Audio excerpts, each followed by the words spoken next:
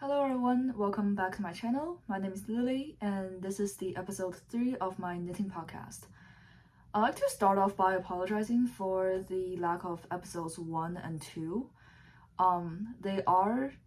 They do exist, they are experiencing technical difficulties, and I will re-upload them if I can ever fix those difficulties, and frankly I don't think so, because the problem was the raw footages were way too low in video quality, and I don't think there's anything I can do about it. So unfortunately, this is functionally episode 1. There will probably be no earlier content, and I could pretend I have never filmed the first 2 since no one has ever seen them, but redoing my entire introduction feels really weird because it felt like reading a mental script, and when I read instead of just talk, I stutter quite a bit. So there's that. Unfortunately, there will be no extensive introduction on who I am and what I do, but as you can probably figure, I am a knitter and I am trying to start a podcast. So without further to say and me starting to stutter again, let's get started. What I'm wearing right now is unfortunately not a piece of knitwear. This is from Uniqlo. Yeah, it's a pretty nice camisole, and honestly I do think it would be extremely cool if I can knit a camisole that has this shape. So I will look into patterns, maybe draft up my own. If you do know any pattern that resembles this trapezoid shaped sleeveless 2 straps fitted camisole, please let me know. But otherwise we'll start with my first work in progress, because I do not have finished objects. I did if this were episode 2, but unfortunately it isn't, so just gonna start with my first whip. This is the tee number 1 by My Favorite Things Knitwear, and I am making the size medium with 5 balls of Knitting for Olive Merino. It's really exciting, mostly because of the choice in yarn color. So I am not someone who often wears colorful and bright colors, but I really enjoy knitting bright colors. There's something really special about it. Maybe it's just a novelty that I don't really usually work with, but I really wanted to cast on something bright and colorful. So I chose this red yarn, I guess, brick red, orangey yarn. This is the colorway Pomegranate, I believe, and it is really beautiful. So it is a bright red, like it's not muted in any sense, but it is slightly dusty in quality. It is a bit less orange in real life than on camera right now, but it is pretty orange toned. I'd say it's a bright brick red, but there's something really juicy about it as well. I think that's my imagination with the name Pomegranate, but all in all I really love this color. I am happy I chose it. I think I will actually wear the finished piece really often, despite it being a color that is slightly outside of my comfort zone.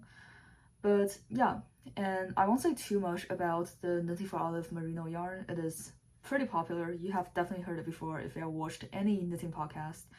So it is 100% merino fingering weight yarn. It is 50 grams for 250 meters, and I have memorized all the details because I use it for most of my projects, to be fair. It is extremely accessible to me. My local yarn store isn't that large, and they only carry a few mainstream yarns. So yeah, all my favorite yarns. Great color. Moving on to the pattern.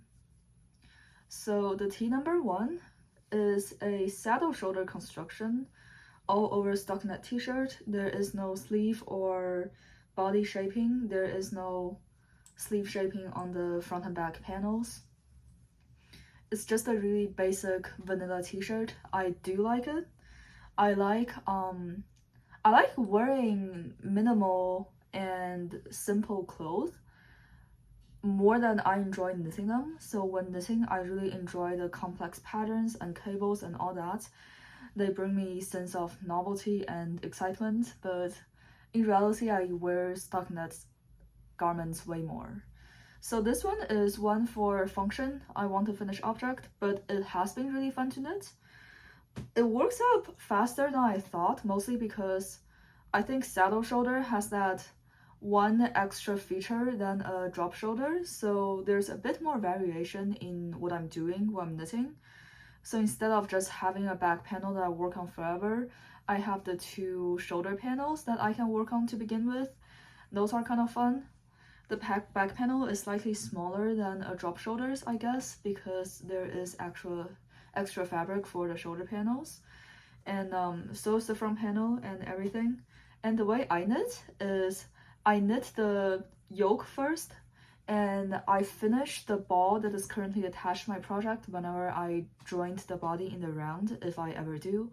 And then I use the next ball to pick up the collar and then the sleeves. This started because I didn't like playing yarn chicken on the sleeves. You will lose if you play yarn chicken on the sleeves.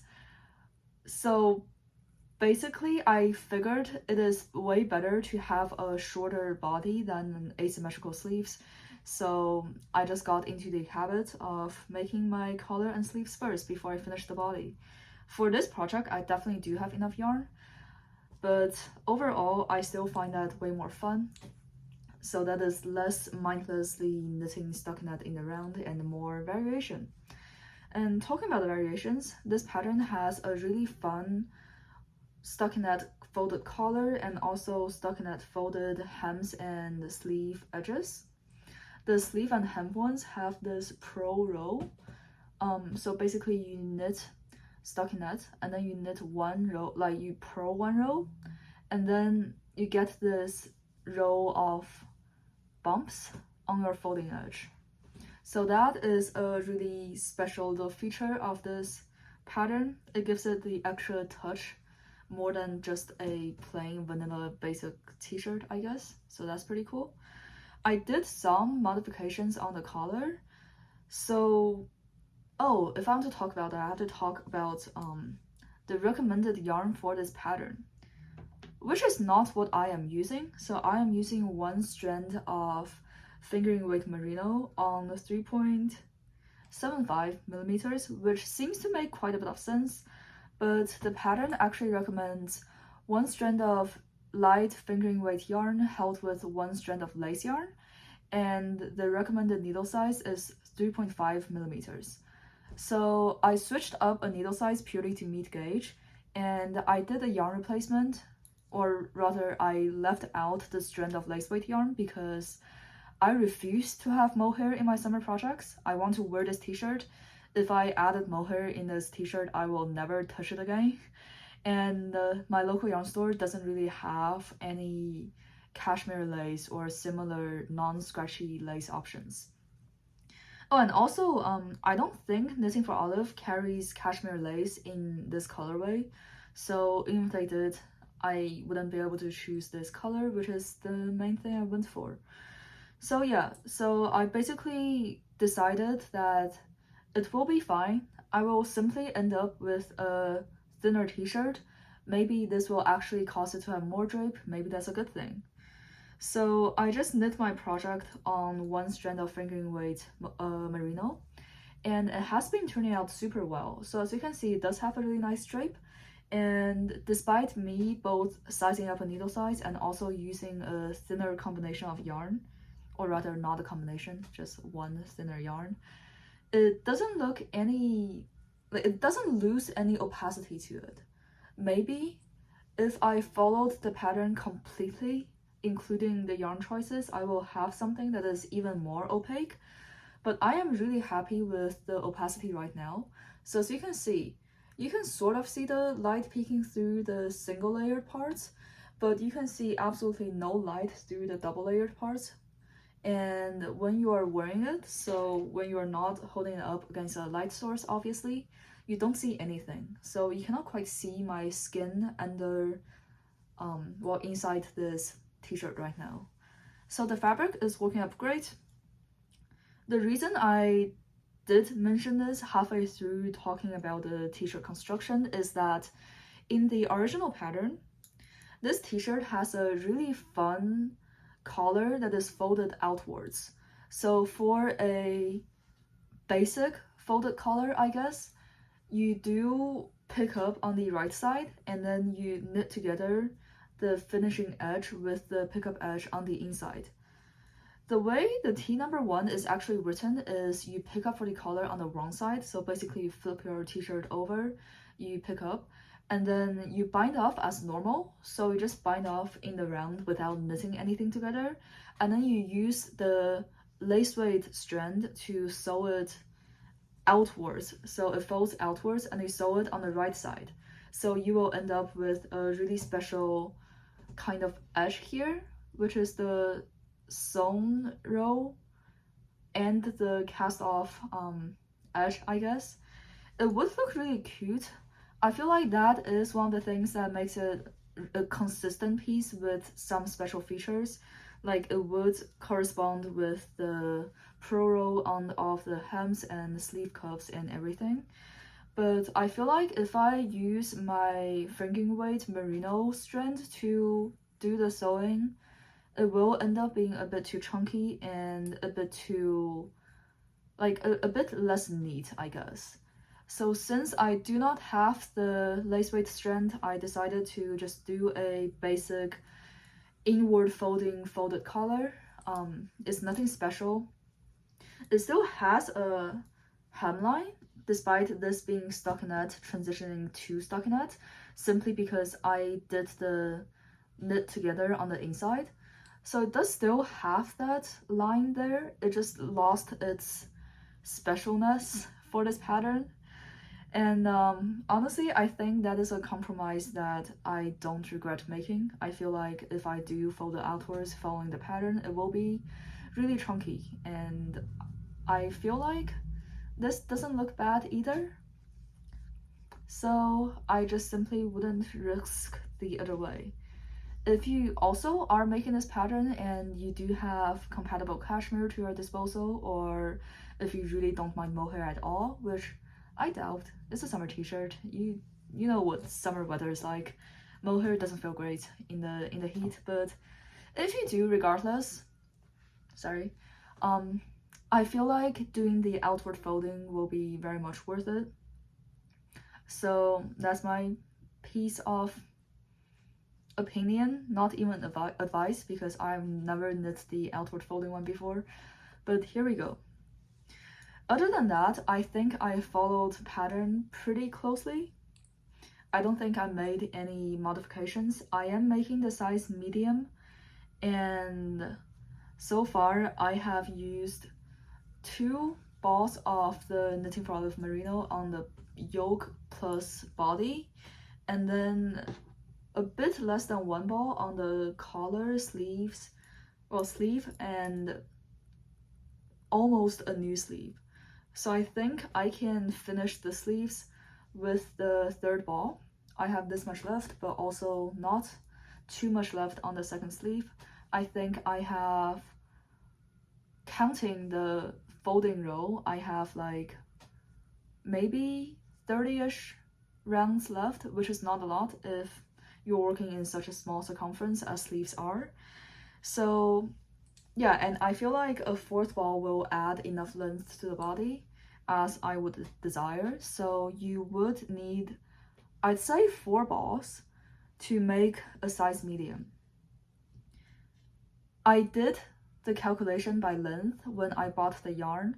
So I took the recommended yarn and I calculated how long the recommended quantity is in terms of meters, because it's usually given in grams, which is a weight unit instead of a length unit, and the conversion by length makes a bit more sense. So I did the conversion, and it turns out I would need 5 balls of the Knitting for Olive Merino if I were to make a size medium. Experimentally, I feel like maybe that's true. I'm inclining to believe that it is not true. If you really hate yarn chicken, maybe get the 5th ball, but personally I do regret getting the 5th ball, and I am also someone who doesn't really enjoy yarn chicken at all. So take that however you want. Yarn is not the cheapest thing ever, and I do hate having leftovers that I will not use in anything I can think of. However, I will probably finish this in my next episode. I am really excited to have the finished object.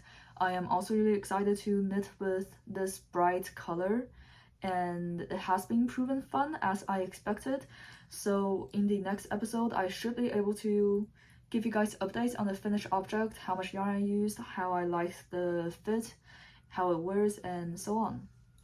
So yeah, that is my tea number 1.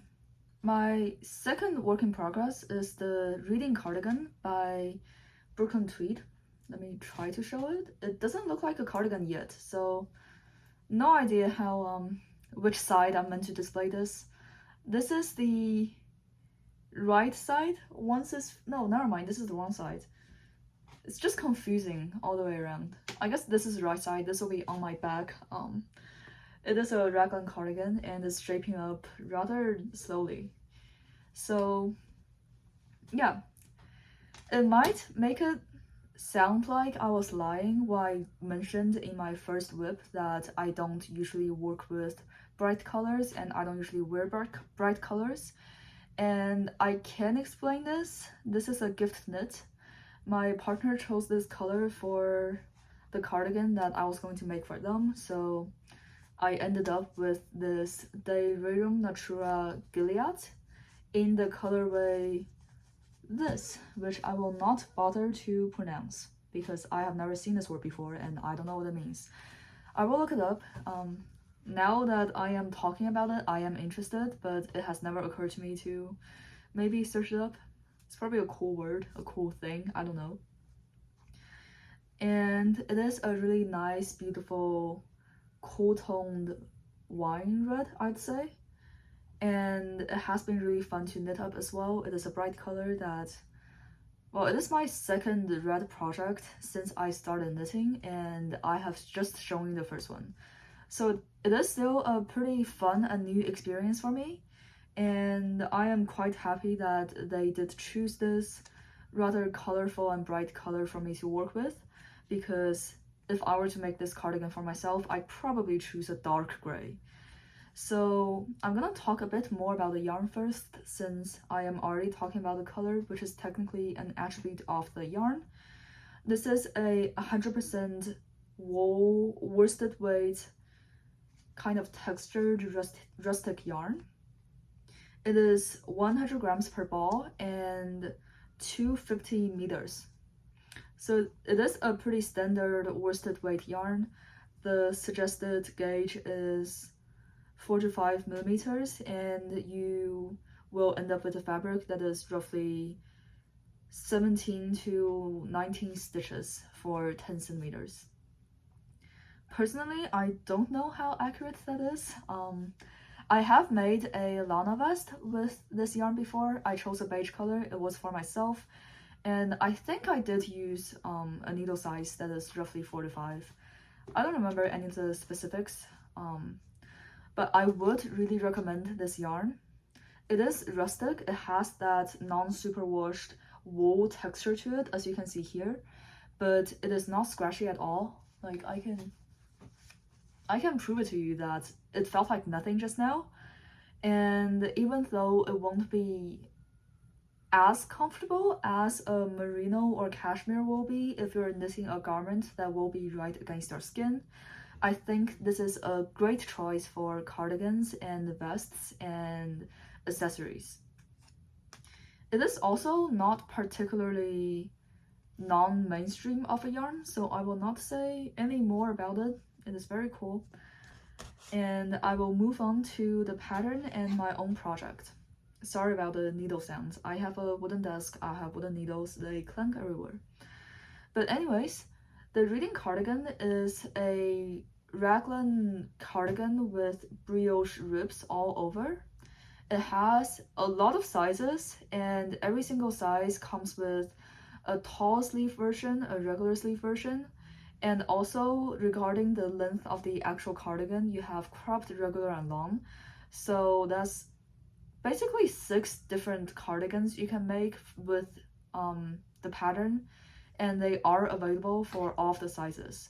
So this is really inclusive and versatile. The pattern does contain a lot of information because of that. It is definitely sufficient for you to make the cardigan, but it might be a bit confusing. So if you're also making something by Brooklyn Tweed, because I assume that it's just their style of writing patterns, or if you're making the reading cardigan in particular, I would recommend you to read over the pattern first and see where like all the pieces of information are before you cast on the project. Which honestly I recommend for like every project, because it just helps you to get a better understanding of how the garment is structured and how their pattern is written, and you don't miss important information as easily when you do that. But for this one in particular, I do think you should read over it. For some you can get away, but this one, no, you cannot. Anyways, this is my first time knitting brioche, and this is also my first time knitting a cardigan because I am simply not a cardigan wearer. And this is also my first time knitting for a man who is a really large size, at least compared to me. So it is taking a long time and a lot of yarn. I have 8 balls of this Gilliat yarn right here. Each ball, as I mentioned, is 250 meters, so I have an entire 2000 meters of yarn, which is a lot. I'm making the size 4, by the way, and even then I think it is actually less than recommended. I intended on making a tall version, and my current yarn quantity, if the description is correct according to the Ravelry page, I should be able to make something that is in between the regular and the tall. And since this is a rather heavy ball of yarn, it was not cheap, and I decided that 8 is the bare minimum I can go for without making a cardigan that is too cropped, so there's that. So yeah, brioche takes up quite a bit of yarn. As I mentioned, this is my first time knitting brioche, and it actually wasn't that challenging at all. I've heard knitting YouTubers say that every time they make a brioche project, they have to relearn how to knit brioche. It was difficult, they make mistakes, they don't know how to fix them, they didn't enjoy the process. But for me, it was actually really intuitive. So the way we knit brioche is, so what brioche is basically a horizontally stretched ribbed stitch, 1 by 1 ribbed. And the way you achieve it is you just slip the purl stitches on the right side and then you do a yarn over with it. And then on the next row, you knit together the slipped purl stitch and the yarn over. So it creates a thicker, more substantial, and I guess more horizontal fabric. I don't fully understand why that works, but I do understand how to make it, I guess. Like, I do know how to make it. I guess I cannot say understand, but it really isn't hard. Maybe fixing your mistakes will be harder, but also I have had to fix a few dropped stitches now and then, and it also hasn't been too difficult. So if you're also looking to make your first brioche project, I think you can do it. It should be very doable. You shouldn't be scared of how difficult brioche is. I do think you might want to hear about how time-consuming and material-consuming it is. I know I have briefly mentioned it before, but what I have right here, granted this is folded, so what I have right here, this is more than 1 ball of this 250 meters worsted wool. And honestly, I am getting worried that 8 balls is not nearly enough, since I am always wrong on my estimations on how much yarn is needed for a project when I'm only halfway through it. I'm going to believe the pattern writers, but yeah, it is pretty slow to knit. It does take a lot of materials, but it also creates a really unique finished texture that you cannot quite replicate. So I do think it's worth it. if you really like the finished look of the garment. And you might have realized that I am talking a lot about the little things and not enough about the pattern itself. And that is because, like, what can you get from this piece of thing? I know it's technically like 1/8 of the entire cardigan, but I cannot see the fit or anything at all. It's meant to go over here, and I am not even halfway done with the raglan shaping. So I don't know how the pattern and the fit will work out. I hope it's fine. I have seen both the official like modeled images of this cardigan and also some Ravelry projects, and they all look really nice. So I think this will also look really good once I finish it. It's just that it will be a long way in the future.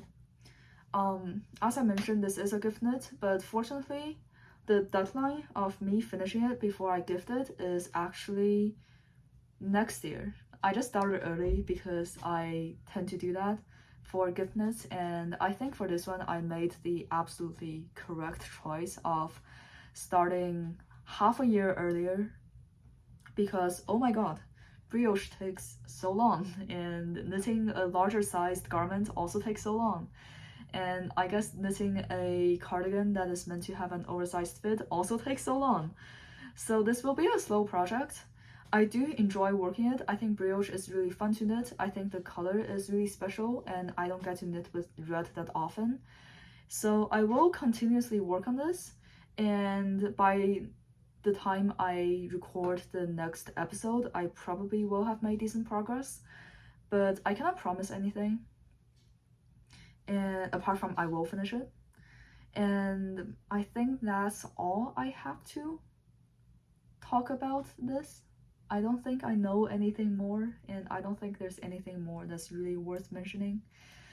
Oh yeah, I did only say a raglan cardigan. It has this collar, which will then extend down as the like button band, I guess, even though I do not plan on having buttons. That is knit with the body. So you knit a collar piece, and then you pick up the stitches for the raglan yoke on the side of the collar piece, and then you keep knitting and shaping the raglan yoke. That's all I have to say. Reading Cardigan by Brooklyn Tweed. I'm making a size 4. I did do a gauge swatch. I cannot remember if I sized up. And I'm using 8 balls of the rerum natura Gilliat 100% wool yarn. There's that. I really cannot talk too much about something that doesn't even have a shape yet. So let's move on to object number 3. I am back with my water bottle and also my hair tied up because it's quite hot in my room while I'm recording since I don't have my fan on. But anyways, my third whip is the Stockholm sweater by PetiteKnit. That is the one side, as in the back side. So as you can see, I have the yoke, one sleeve finished, and I'm working on the second sleeve. As I mentioned, I do knit the collar and sleeves before I finish the body, so the body still has quite a long way to go. I'm going to talk about my yarn first because that is the easiest to get out of the way. I'm using the Merino 120 by Lysandre, and this is a superwash merino. It's 50 grams for 120 meters, and the color I am using is called Winter Fog, which is a neutral / warm toned gray. Probably just neutral. The warm tone is really subtle. But yeah, there's not too much to say about the yarn itself. It is a really basic superwash yarn. It fulfills all of my expectations. It doesn't do anything more than that. So if you were to choose a DK weight superwashed yarn for your project, I guess I could recommend this to you. It is cool. It has a beautiful selection of colors, so there is that. What is really special that I want to talk about is that I used it as a replacement for 2 strands of mohair. So I really dislike having mohair in my projects because it itches me out even in the depths of winter, and I do want a finished object that I can wear as always. So I looked at the needle size and the gauge, and it's roughly a DK weight project, so I just chose a DK weight yarn that isn't itchy, and I casted it on. A few problems that has caused me is one, the calculations of how much yarn I need is completely incorrect. So I calculated the yarn usage by length again, and I did account for the held double part for the mohair original, and it turns out that by length for my size, which is a size 3 or medium, I don't remember, I will put it down below in the description, but anyways, for my size I'm meant to use 9 balls of the Merino 120, so I grabbed that much, and so far I have used up 7 balls completely, and I think I am like maybe half a ball more until I can finish the sleeve, and then that means I will have 1.5 balls to finish the body, which I don't think is realistic because a 50 gram of DK weight yarn is not a lot at all, and it goes by really quickly. So I think realistically I would have needed 10 to 11 balls if I were to finish this project to my desired length, which would be a lot more length than you would need for mohair held double. So I guess since the fabric changes so much, the required length also changes, even though I am on gauge and I am following the pattern precisely as stated. So there's that. I bet there are people out there that are also looking for non-mohair replacements. Just use lace weight cashmere or something if you can, because replacing it for one strand of thicker wool is actually honestly not the best idea. The second thing is that since the wool is so much thicker, the collar, which is 1 by 1 ribbed and folded over, is also so much thicker. So I'd say that the folded collar is almost a centimeter thick. I did knit the precise number of rows specified for the collar, and it turns out to be a much tighter, like smaller collar as well compared to the pattern, like what the finished objects of the pattern on the like Ravelry page and all the other people's projects page would look like. So for the Ravelry page, the pattern is roughly like this. It goes down a bit higher than my current camisole neck, but for my for my sweater, it actually hooks my neck completely tightly.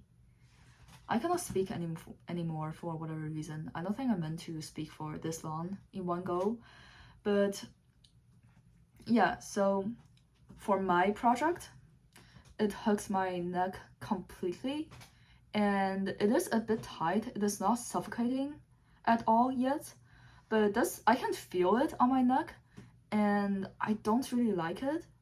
But also, it's technically not incorrect. Like, I didn't make any mistakes when making the collar, so I don't think I'll be bothered enough to go back and fix it. So my current plans for this project is I will keep knitting it. If needed, I will go and grab more yarn to finish the body. I don't think I'll frog it, but that is just copium because I'm also pretty sure I'm not liking what I'm seeing right now, and I won't wear it too much after I finish it, even if I do knit it to the desired length. I still want to finish it though, mostly because I fear the frogging, but also because I feel like once I block it, it might be better. I feel like superwashed yarn might, well, it is superwashed, but it might still loosen up a bit. So I still have hope for this one to be wearable. But we'll see. I likely won't knit on it too much because there's nothing really exciting about it right now. But I will finish it eventually. You will see it in the next podcast or the one after if I made any progress. And yeah, there's not too much to say. I just realized I have not talked about the pattern at all. This is a drop shoulder stockinette sweater with both sleeve and body tapering. I cannot pull that one out. Sleeve and body tapering. Clanking everywhere, oh my god. As you can see here, the sleeve is consistently tapered, so it doesn't vary by which point you're at. So is the body, but I have not gotten nearly far enough for that to happen yet. I wish the needles would stop making noises. But yeah, I think the pattern is really cool. If I could afford it, I would knit this again with lace weight cashmere held double, but I don't think that's going to happen anytime soon as well. So we have that. Yeah, I don't like thinking about this, so I don't really enjoy talking about this, so I'm gonna call it a day for this one, and we'll move on to my next two works in progress, which are both socks, and those should be much quicker. I have not worked on socks for the past month and a half, so if not for never publishing episodes 1 and 2, I wouldn't be talking about socks right now for episode 3, since there has been zero progress made. But I guess I'll gloss over them really quickly. The first one is this vanilla sock with a really fun gradient yarn that is mostly green with some beige and some white. Unfortunately, the yarn is clearly the focus point here. The pattern is nothing to talk about. I did my most basic heel, flap, and gusset construction, and I knit these on 2.25mm needles, cuff down. The yarn is clearly the focus here. Unfortunately, I don't remember what brand or colorway this is, and I don't quite remember the composition. It's been a long time since I've talked about it. It's also been a long time since I worked on it. I will put all the information in the description, such as brand name and colorway and all that. And I think this is a 80-20 sock wool, so it's 80% wool and 20% either nylon or polyamide or something like that for the strength, because if you have 100% wool sock, it's going to worn through really quickly. And I've tried that, and it was really sad because I spent so long on that sock. But anyways, I can still talk about what I can see right now. So this is a double-stranded fingering weight sock yarn. The two strands occasionally have different colors, causing this effect that has a name, but I don't know. I don't know what the name is, but it is really cool. The main colors are green, white, and brown that fades into white sometimes. It also has varying, I guess, intensity. Like the brown fades into a beige very often. The green fades into this yellowish light green really often. And overall, it makes a really smooth transition between colors that looks extremely cool. It was also really fun to knit with, to see all the colors change invisibly, and I did enjoy knitting it. I would enjoy knitting it right now if I didn't lose all of my sock knitting motivation, but it has been fun. I feel like knitting socks once in a few months for like a few weeks, and then I never touch socks again. So even though I haven't been making progress on my socks, I believe these will one day be finished, and I will have a really cool pair of socks to wear. So yeah, really fun yarn. It was really pricey, but it was also extremely special, so I think that is justifiable. The next pair is a bit more complex pattern-wise, but also really simple. So for this one, I have already finished the first pair and have yet to cast on the second pair. I made this with inspiration from the pattern Colloïdes by a name that I am not confident in pronouncing. As I mentioned, everything will be in the description, so including the pattern for the sock that served as inspiration. The pattern is in French, so I didn't quite follow it, I just looked at it, And from what I could have guesstimated, I figured out a pattern that is probably what it is, with a lot of differences. So I knit this one on 2.5 millimeter needles with 60 stitches casted on. It's also cuffed down. It has a 3x1 rib with the 3x1 broken rib. So as you can see sort of here, the pro row is actually 1 knit 1 purl 1 knit 1 purl all the way down. So it creates a bit more complexity to just a basic 3x1 rib. The cuff is basic 3x1 rib.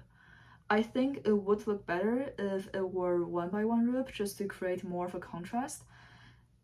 I would change it, but socks need to be symmetrical, so I guess I'll just knit the second sock the way I knit the first one, despite many things that I guess could have changed about it. The main design feature of this is clearly the alternating colors at the toe, at the heel, and also the stripes. So the heel is still a really basic heel flap and gusset construction. I changed the color after I finished the heel turns. And the toe is a really basic trapezoid shaped toe with some tapering, like more at the top. It sort of looks round. I'm trying my best.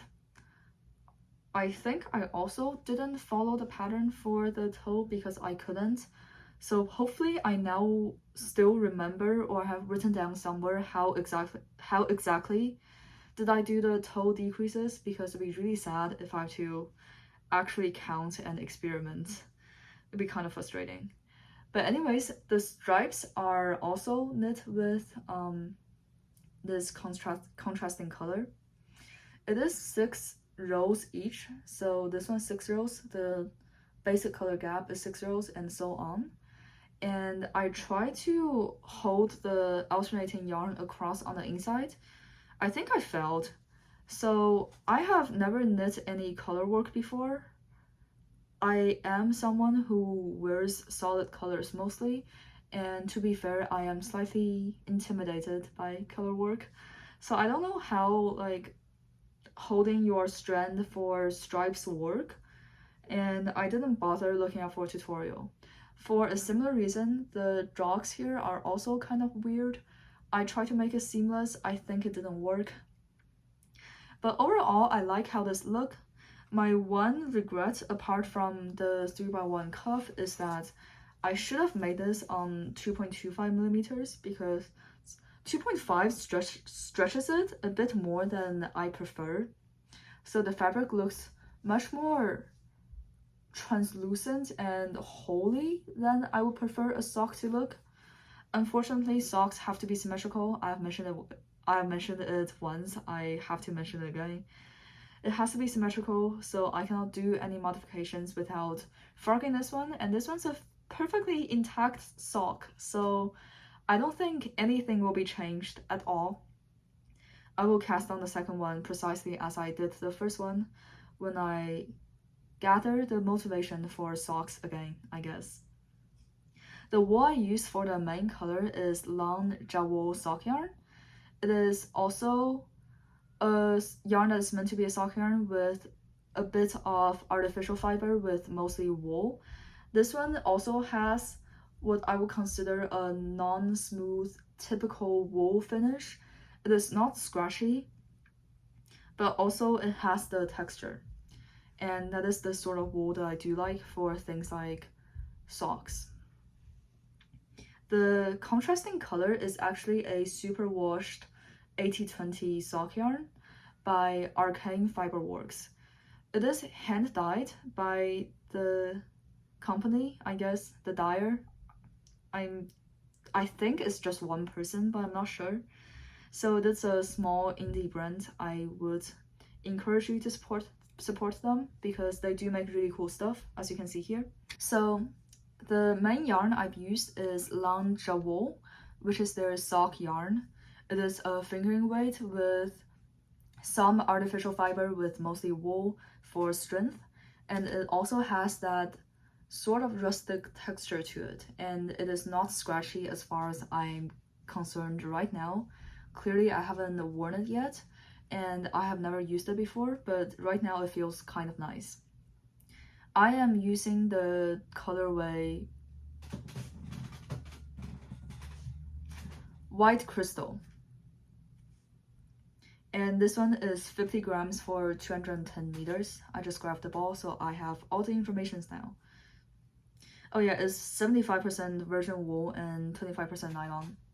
That's the information on the main color. I think it is a really cool sock yarn. It would look much nicer if I knit it up on 2.25 millimeters, but oh well.